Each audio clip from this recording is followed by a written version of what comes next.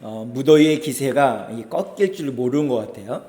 일기예보를 한번 보니까 우리나라를 뒤덮고 있는 이 폭염이 얼마나 심한지, 이 대부분 여름에 한두 차례 이렇게 태풍이 올라왔는데 태풍이 올라오는 걸 이 폭염이 막아버린대요. 그게 다 일본 쪽으로 향하게 한다고 하더라고요. 근데 지금 이제 또 태풍이 10호 태풍이 올라오고 있어서 아마 일본을 관통하며 저희들에게도 약간의 영향을 미쳐서 비가 올 거라고 이렇게 예보가 뜨고 있습니다. 아마 내일쯤 이렇게 비가 올 것 같은데, 하여튼 그래도 이 폭염에도 여러분들 또 한 주간 건강하게 지내셨다가 만나니 너무나도 반갑습니다.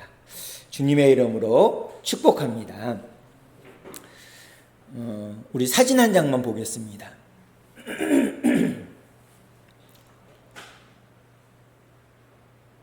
바로 다음에 사진이 있을 텐데 그 전에 한번 열어보세요.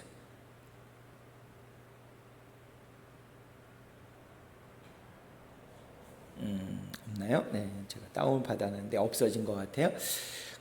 오늘 이제 말씀의 주요 장소가 베데스다입니다. 베데스다, 연못입니다.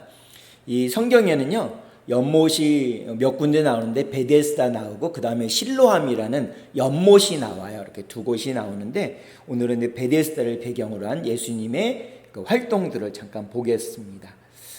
로마의 한 수도원 원장님이요, BC와 AD라는 단어를 사용했습니다. 이 BC는요, 비포 크라이스트를 그래서 기원 전입니다. 그 다음에 AD는요, 아노 도미니, 그래서 기원 후를 의미합니다. BC는 비포 크라이스트, 그래서 예수님이 태어나시기 이전의 시간들을 의미하고요. AD는 아노 도미니 그래가지고요, 아노는 해입니다. 해. 몇 년 이렇게 얘기하는 해입니다. 몇 년입니다. 그 다음에 도미니는 주님의 라는 뜻입니다. 그래서 아노 도미니는요, 라틴어 합성어로 주님의 해라는 의미인 것입니다. 그래서 BC는 예수님이 오시기 이전, AD는 예수님이 온 다음, 그래서 BC, AD 이렇게 사용합니다. 근데 많은 사람들이 이렇게 사용하다가 이거 너무 기독교적이다, 그래가지고 달리 사용하는데요, BC를 BCE로 사용합니다. Before, Common, Era 이렇게 해가지고 공동 연대 이전 이렇게 얘기합니다. 그 다음에 C는요, Common Era 이렇게 얘기를 해서 공동 연대 이렇게 얘기합니다. 근데 이거는 주로 누가 사용하냐면 작가들이, 글을 쓰는 작가들이 BC, C 이렇게 사용을 했다고 합니다. 그래서 공동연대 이전, 공동연대 뭐 이렇게 표현을 했다고 그래요. 근데 이것이 근대에 사라져가지고요, BC, AD 이걸로 주로 많이 사용합니다. 우리가 주로 이제 예수님이 태어나신 이후에 저희가 삶을 살잖아요. 근데 예수님이 오기 전에 BC의 삶과 별반 다르지 않는 삶을 우리들은 현재 살아가고 있다라는 것입니다. 다만 예수님을 믿는 그리스도인이라도 예수님이 함께 하시는, 예수님이 이 땅에 오신 다음의 삶을 우리가 살아가기를 원합니다. 근데 우리가 예수님이 오신 다음에 AD의 삶을 살아가고 있는데, 시간은 그렇습니다. 그렇게 살아가고 있는데 여전히 BC의 삶을 살아가고 있는 것은 오늘 우리 본문에 나오는 베데스다 연못가에 있는 이 병자처럼 우리의 삶이 연약하고 나약하기 때문에 그런 일들이 발생하는 것을 오늘 38년 된 병자의 모습을 통해서 우리의 모습을 한번 살펴보기를 원합니다. 예수님이 함께하는 삶은요, 베데스다에 예수님이 오셨을 때인 것입니다. 그러나 예수님이 함께하는 삶, 예수님이 오신 다음의 삶을 살지 못하는 것은 여전히 BC의 삶이라는 것입니다. 여전히 예수님이 이 땅에 오시기 전의 삶을 살아가고 있는 것입니다. 그러면 예수님께서 베데스다에 찾아오시기 전에 베데스다에 살고 있었던 사람들의 삶은 과연 어떠했을까요? 먼저 무한 경쟁의 삶을 살았습니다. 이 베데스다에는요, 한 가지 전해오는 전설 같은 이야기가 있었습니다. 그 이야기가 요한복음 5장 3절과 4절에 기록되어 있어요. 주보에 있으니까요, 우리 같이 한번 읽어보도록 하겠습니다. 같이 읽어보겠습니다. 시작. 그 안에 많은 병자 맹인, 다리 저는 사람, 혈기 마른 사람들이 누워 물의 움직임을 기다리니 이는 천사가 가끔 못에 내려와 물을 움직이게 하는데 움직인 후에 먼저 들어가는 자는 어떤 병에 걸렸든지 낫게 됨이러라. 아멘. 여기서 우리가 주목해야 되는 것은 3절에 보면 기다린다라는 표현이 있습니다. 기다린다. 이 기다린다는 것은 뭐를 기다리는 거냐면 우리가 얼마 전에 파리 올림픽이 끝났잖아요. 거기 보면 육상을 하는데 100m, 200m, 400m, 800m, 1500m 중장거리까지 그리고 마라톤까지 출발선상에 선 선수들이요. 출발 신호를 알려주는 총성을 기다리는 것과 똑같은 의미라는 것입니다. 여기 베데스다에는요. 많은 병자들이 모여 있었어요. 왜 그러냐면 이 베데스다에는요. 하늘에서 내려온 천사가 가끔씩 와서 연못의 물을 이렇게 움직입니다. 그러면 누구든지 먼저 그곳에 들어가면 어떤 병이든지 낫는 그런 전설이 계속적으로 이어지는 거예요. 근데 이 사람들이 무엇을 기다리고 있을까요? 그곳에 가면 나의 질병, 몸에 있는 질병, 마음의 상처, 내 근심과 걱정, 내 모든 문제들을 해결하는 곳이 된다라는 마음이 있었습니다. 그곳에 가면 나의 지옥 같은 삶, 육신의 질병뿐만 아니라 내 근심과 걱정, 우리 가정 가운데 여러 가지 문제들을 해결할 수 있는, 구원받을 수 있는 곳이 바로 베데스다라는 믿음이 있었어요. 그곳에 가면 내 인생의 모든 문제를, 병뿐만 아니라 모든 문제를 해결할 수 있는 길이요 진리요 생명이 되는 구원이 그곳에 있다라는 믿음이 있었기 때문에 그곳에 가서 이 물 움직임을 24시간 거의 잠도 안 자고 계속 쳐다보는 거예요. 밤에도 잠을 이룰 수 없는 겁니다. 왜냐하면 밤에 다 잠자고 있을 때 물이 움직이면 자기가 가서 먼저 들어가서 병을 치유받고자 하는 마음이 있었기 때문에 그렇습니다. 거기에서 헤어나오지 못하는 거예요. 거긴 한편 내 병을, 내 근심과 내 문제들을 해결할 수 있는 곳이지만 그곳은 절망도 있고 좌절감도 있는 겁니다. 또 4절에는 무엇이 우리의 시선을 머물게 하냐면 바로 먼저라는 단어가 우리의 시선을 머물게 합니다. 천사가 내려와서 물을 움직이면 가끔가다 물이 어떻게든지 이렇게 움직임이 있으면 그곳에 먼저 들어가는 사람은 어떤 병이 걸렸든 간에 치유를 받는 거예요. 지금으로 얘기하면 말기 환자들, 이런 사람들이 그곳에 물이 움직일 때 가면 치유를 받는 것입니다. 그러니까 거기서 벗어날 수가 없는 거예요. 오늘은 내가 처음 들어갈 수 없었지만 내가 곧 처음 들어가서 내가 나을 거야라는 희망 고문이 너무나도 가득 찼어요. 이 물이 움직였을 때, 천사가 하늘에서 내려와서 물이 움직였을 때 제일 먼저 들어가는 사람은 고침을 받지만 그 위의 사람들은 다 좌절하고요, 절망하고요, 낭망한다라는 것입니다. 다시 뒤집어서 얘기한다면 그곳에는 지옥과 같은 거예요. 너무나도 끔찍하고요, 경쟁의식이 너무나도 치열해서 그곳에서 도저히 벗어날 수 없는, 그렇게 희망 고문을 계속적으로 당하지만 그럼에도 불구하고 거길 떠날 수가 없는 것입니다. 내일은 내가 먼저 들어갈 수 있을 거야 라는 희망 고문에 꼭 잡혀가지고요, 거기 벗어날 수가 없는 거예요. 오늘 본문에 보니까 38년 된 병자가 있는 겁니다. 근데 이런 모습은요, 우리가 지금 살아가는 현 시대와 너무나도 동일해요. 동일합니다. 나보다 먼저, 다른 사람보다 먼저 승진하려고 다른 사람이 죽든 말든, 다른 사람이 어려움에 처했든 말든 전혀 관여치 않는 거예요. 다른 사람들이 굶든 안 굶든 전혀 관심이 없는 겁니다. 나만 잘 먹고 잘 살면 되는 거예요. 내가 성공하기 위해서는 수단과 방법을 가리지 않는 겁니다. 그 베데스다에서는 오직 나만 잘 되면 되는 거예요. 나만 병 치유 받으면 되고 다른 사람이 아프든 말든 아무 상관이 없는 겁니다. 무한 경쟁 속에 살아가고 있지 않습니까? 지금 우리는 주위를 둘러보면요, 나만 어떻게든지 성공하고 나만 잘 먹고 잘 살면 된다라고 생각하는 자기에게 충만한 사람들이 너무나도 많아요. 이게 현실이잖아요. 우리가 살아가고 있는 현대인의 삶의 현실이잖아요.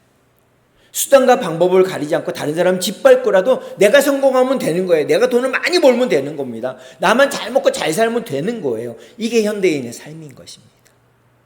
이런 무한 경쟁 속에 갇혀있는, 그곳에서 도저히 벗어날 수 없고 거기에서 끊임없이 희망 고문 속에 살아가고 있는 현대인의 삶을 들어서 어떤 교수님이 이렇게 표현했어요. 현대인들은 산비와 같다, 이렇게 표현했어요. 그럼 산비가 뭐냐? 첫 번째는 빚입니다. 빚이. 막 바쁘게 살아가는 거. 바쁘다 바빠. 우리나라 사람들이 많이, 외국인들이 우리나라 사람들을 기억할 때 바쁘다 바빠 이거였습니다. 그래서 우리나라 사람들은요, 건물을 지어도 빨리 지어요. 다리라도 금세 놓습니다. 세계 신기록을 달성할 정도로.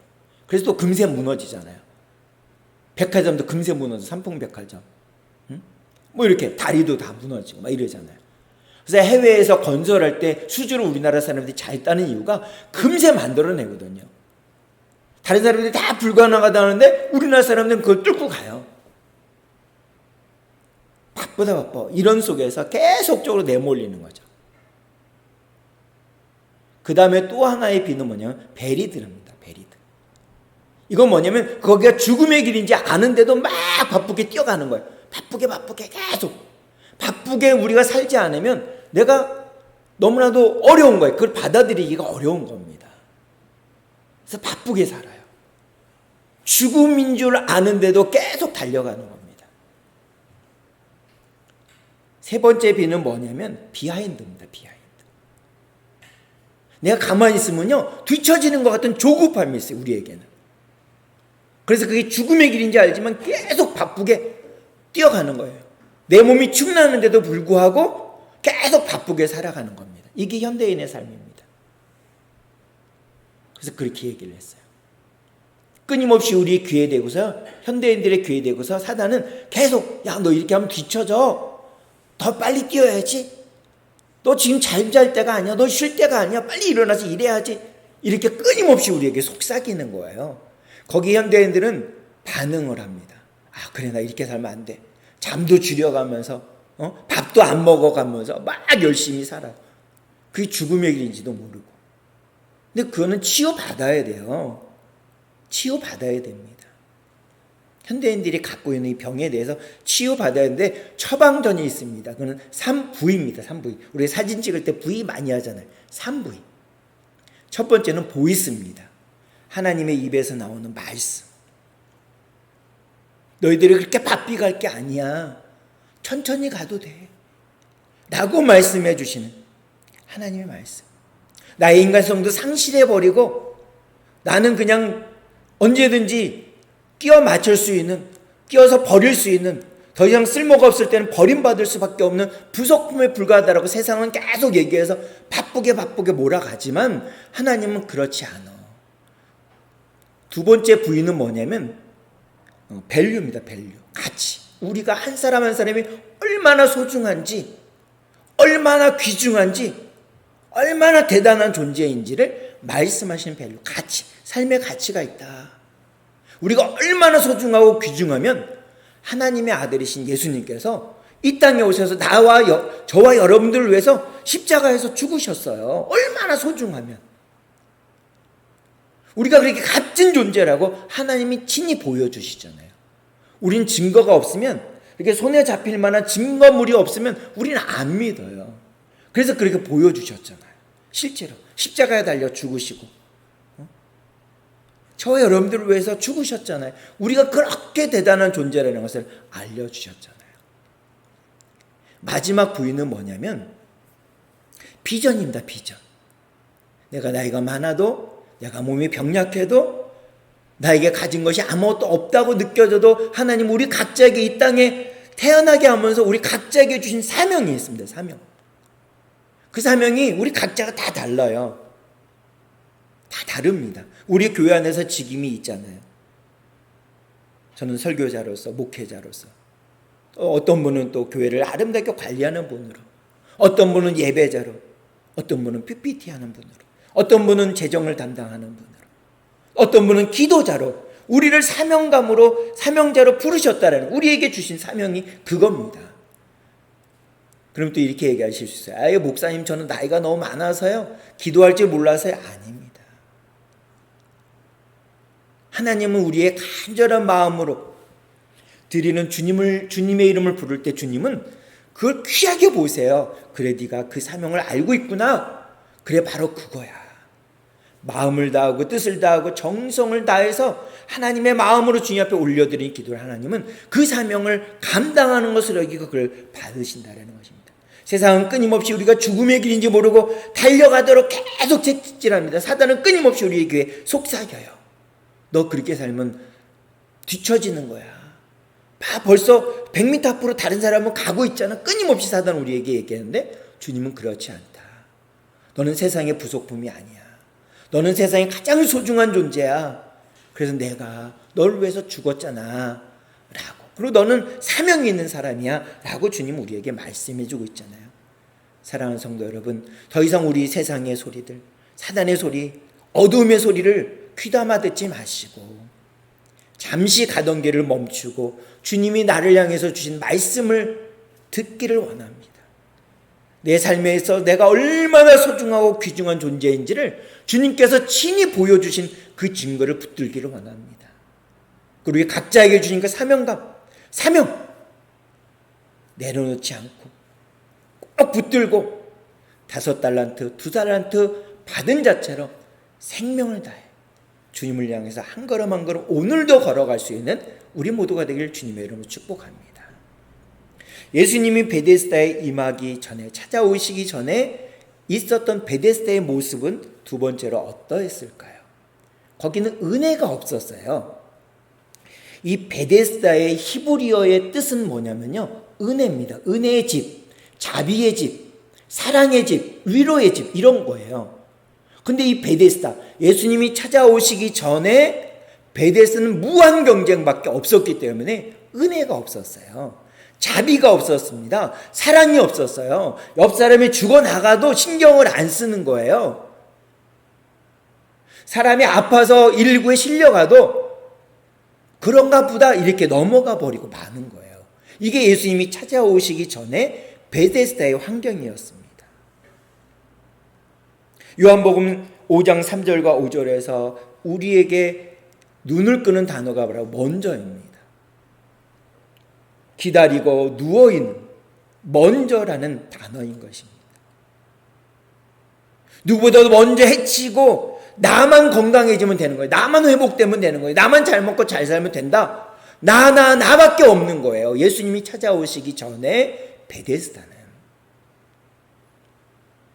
그곳에 누가 오셨느냐? 바로 예수님이 오셨다는 것입니다.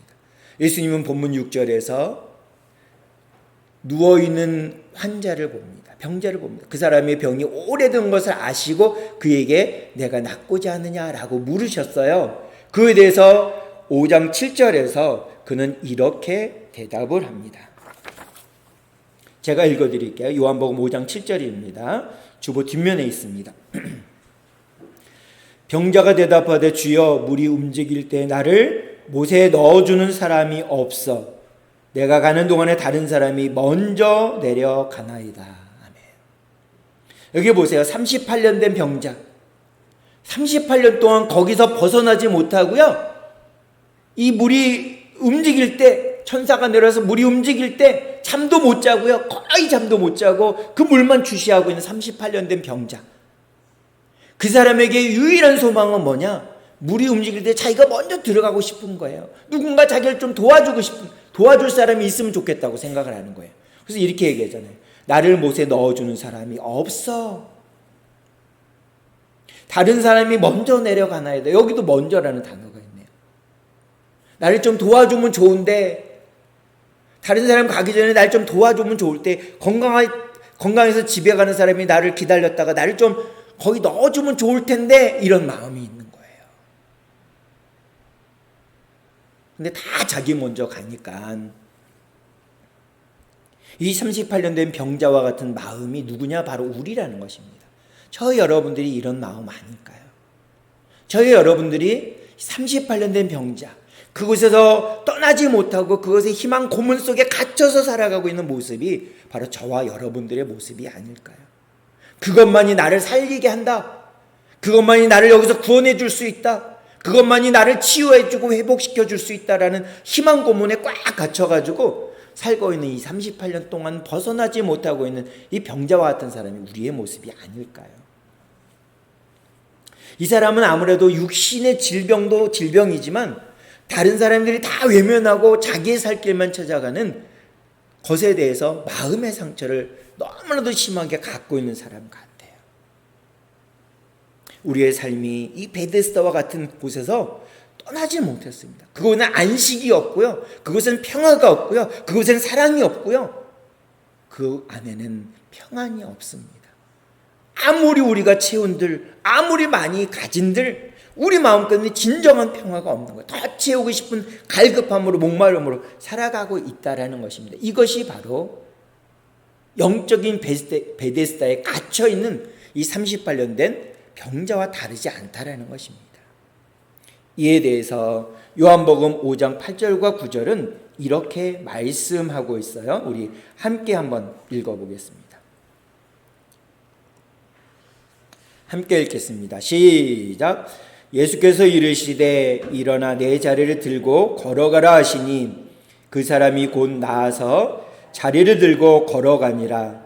이날은 안식일이니. 아멘.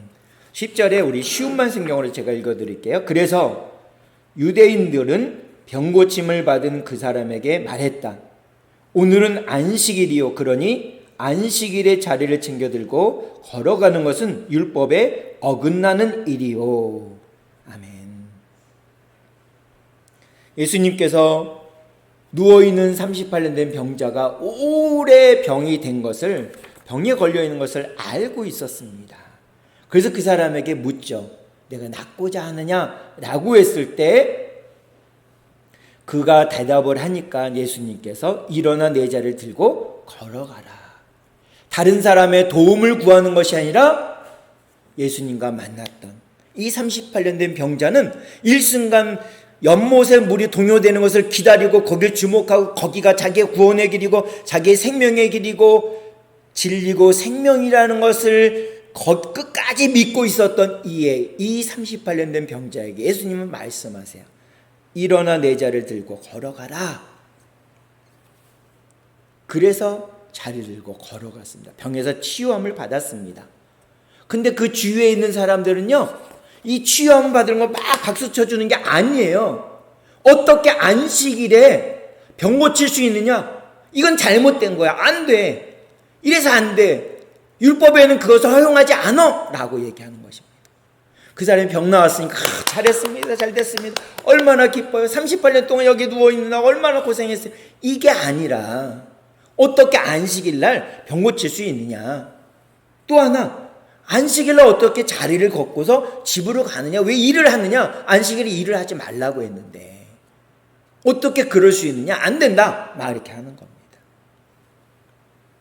그런데 예수님은 자비가 없고 사랑이 없고 은혜가 없는 그들에게 대해서 예수님은 그 38년 된 병자를 향해서 치유의 역사를 이루어 주셨다는 거죠.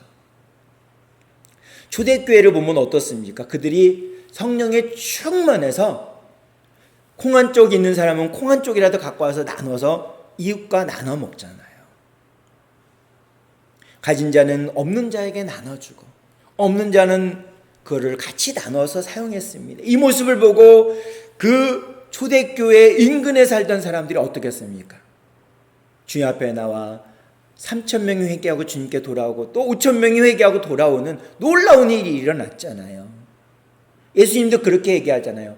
너희가 서로 사랑하면, 너희가 서로 위로하고 서로 격려하면, 성도들끼리 서로 격려하고 붙들어주고 이렇게 세워주고 어려움 가운데 함께 동참하면 서로 사랑으로 위로해주면 너희를 바라보는, 너희들이 서로 사랑하는 그 모습을 본 예수님을 안 믿는 사람들이 너희들이 내 제자이고 나의 사람인 것을, 하나님의 사람인 것을 믿게 될 것이다 라고 예수님도 말씀하시잖아요.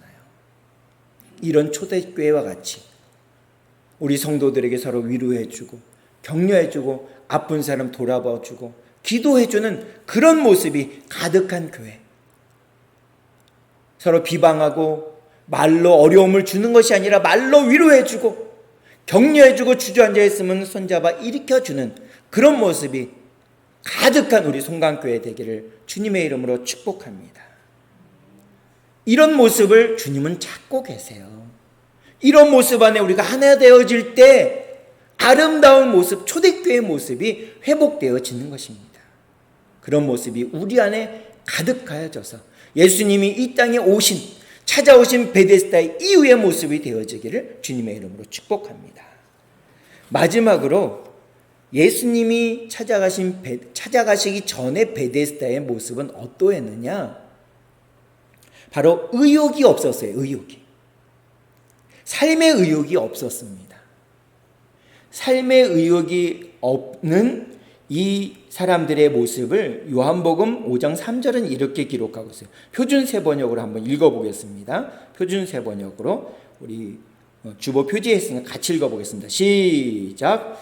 이 주랑 안에는 많은 환자들 곧 눈먼 사람들과 다리 저는 사람들과 중풍병자들이 누워 있었다.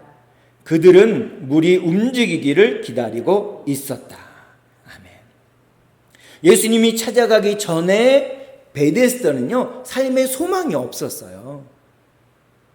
어쩌다 한 사람 제일 먼저 천사가 내려와서 물을 움직이게 한 다음에 제일 먼저 들어가는 그 사람에게만 소망이 있었던 거예요. 나머지 사람이 절망 있고 낭만 있고 좌절함이 있고 다음엔 내가 될 거야, 내 순서가 되겠지, 희망 고문 속에 꽉 갇혀가지고요 옴짝달싹 못하게 만드는 그곳에서 더 이상 소망도 없고 한숨만 난무했고요 지옥과 같은 삶을 살았다는 것입니다. 한 사람을 제외하고 나머지 사람들이 다 그런 삶을 살았어요. 그런 절망 가운데 있는 38년 된 병자에게 예수님이 찾아오셔서 요한복음 5장 6절에 이렇게 말씀하세요. 제가 읽어드리겠습니다. 예수께서 그 누운 것을 보시고 병이 오래된 줄 아시고 이르시되 내가 낫고자 하느냐. 아멘. 예수님은 아셨잖아요. 그 누운 것을 보시고 병이 벌써 오래된 줄 아시고. 주님은요 우리의 문제를 알고 계세요. 우리의 근심과 걱정, 우리의 질병, 우리의 아픔, 우리의 마음의 상처들을 남에게 쉽게 얘기하지 못하는 마음의 상처들을 주님은 잘 알고 계세요. 그래 얼마나 힘들었니? 얼마나 어려웠니? 라고 주님은 분명히 말씀해 주세요. 누구에게도 말 못하는 그런 안타까운 가운데 있는 우리에게 주님은 찾아오셔서 그래 너가 정말 힘들었구나. 주님은 이렇게 찾아오셔서 38년 동안 그곳을 떠나지 못하고 있는 이 병자에게 오셔서 말씀해 주시잖아요.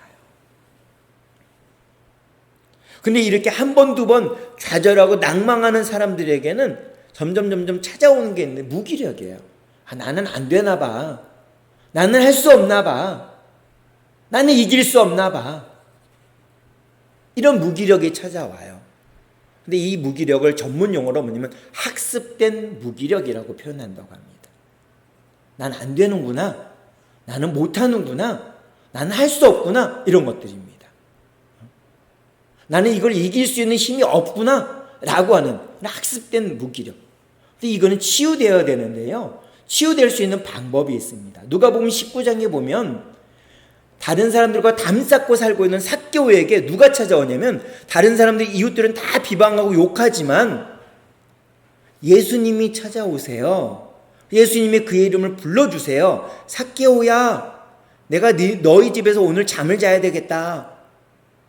삭개오는 너무 기뻤어요. 자기 집이 아무리 좋아도 대골 같은 집이고 정말 넓어도 아무도 찾아오지 않는데 당시에 슈퍼스타였던 예수님이 자기에게 찾아와서 자기 이름을 불러주네요. 그리고 자기 집에 찾아오시네요. 너무나도 기쁜 거예요. 자기가 지금까지 꼭 붙들고 나 이거 아니면 죽어라고 얘기했던 그것을 다 내려놓습니다. 다 풀어요. 이웃들에게 다 나눠줘요. 왜 그럴 수 있었을까요? 주님이 찾아오시니까. 그 마음의 상처, 어려움들을 다 해결해 주시는 거예요. 학습된 무기력을 치유할 수 있는 첫 번째는 뭐냐면 예수님이 찾아오시는 겁니다. 예수님이 우리에게 찾아오셔서 우리의 마음의 문을 이렇게 두드리세요.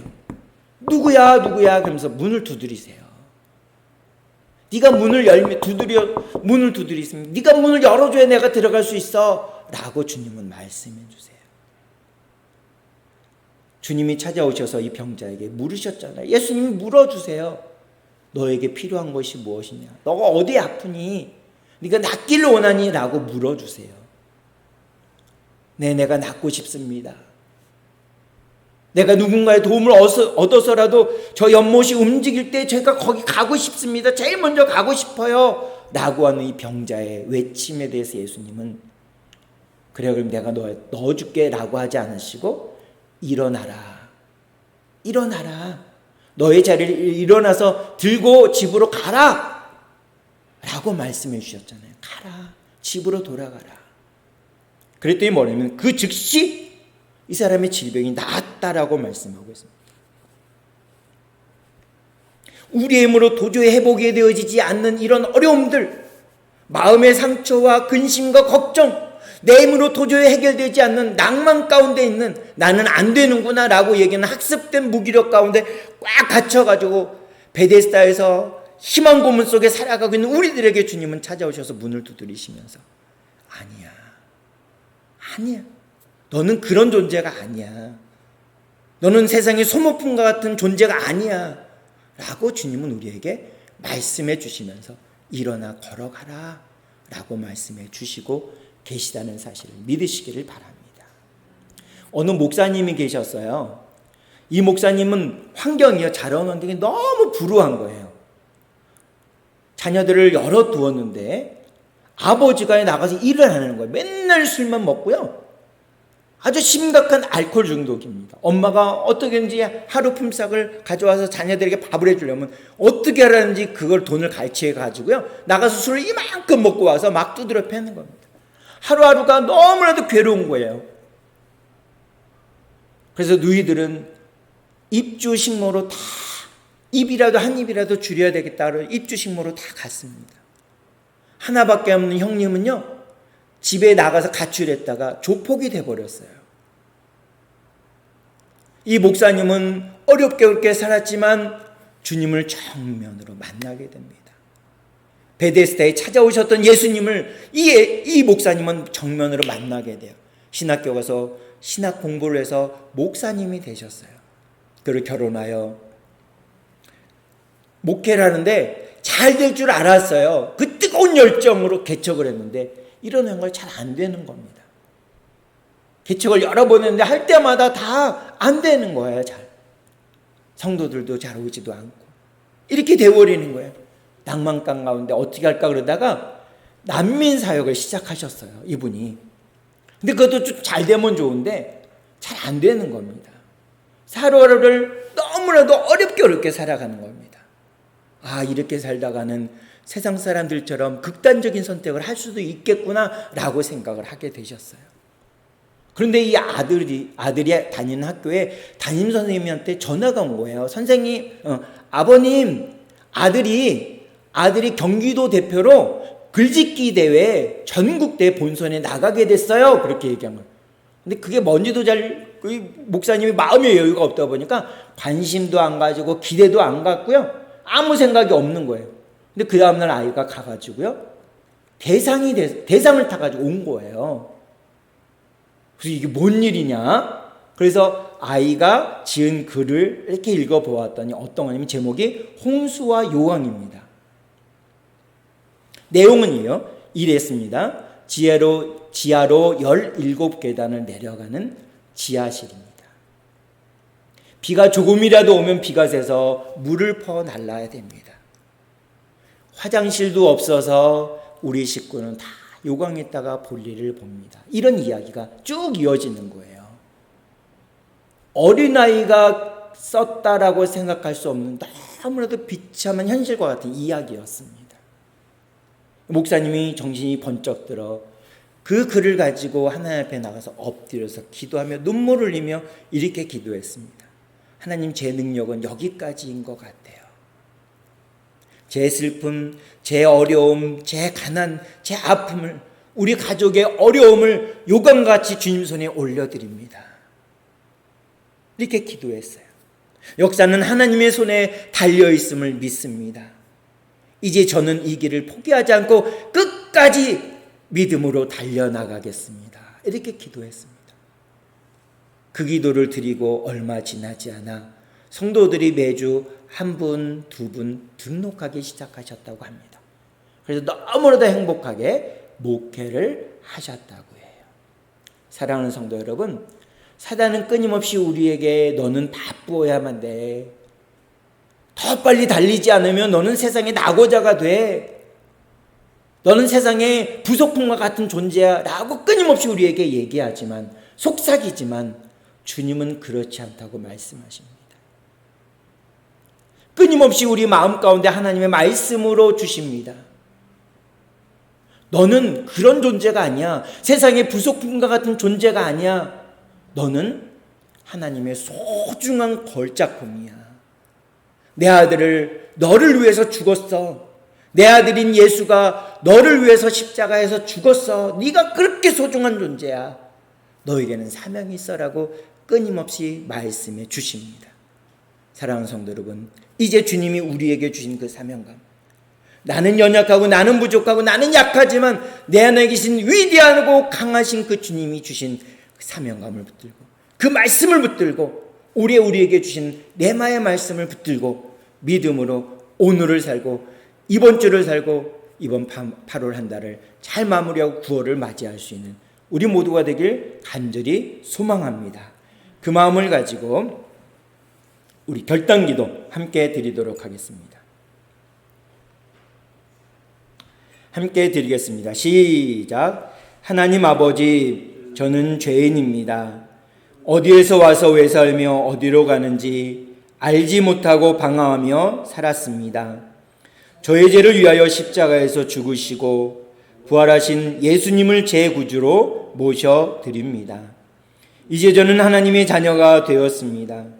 지금부터 영원토록 주님과 함께 살겠습니다. 예수님의 이름으로 기도드립니다. 아멘. 기도하시겠습니다.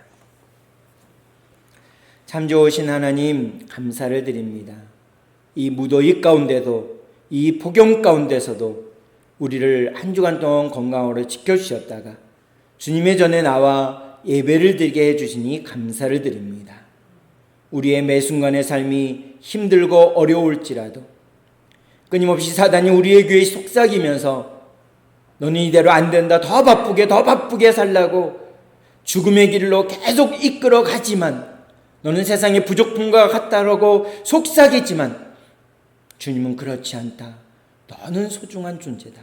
너는 중요한 존재다라고 끊임없이 말씀해 주시며 우리에게 주신 비전을 붙들고 살아가기로 원하시는 그 마음을 가지고 믿음 가운데 우리에게 처해진 환경 가운데서도 주저하지 않고 물러서지 않고 믿음으로 이겨낼 수 있는, 이겨 나아갈 수 있는 저희가 모두가 될 수 있도록 인도해 주시옵소서. 감사합니다. 예수님의 이름으로 기도하옵나이다. 아멘. 마음속에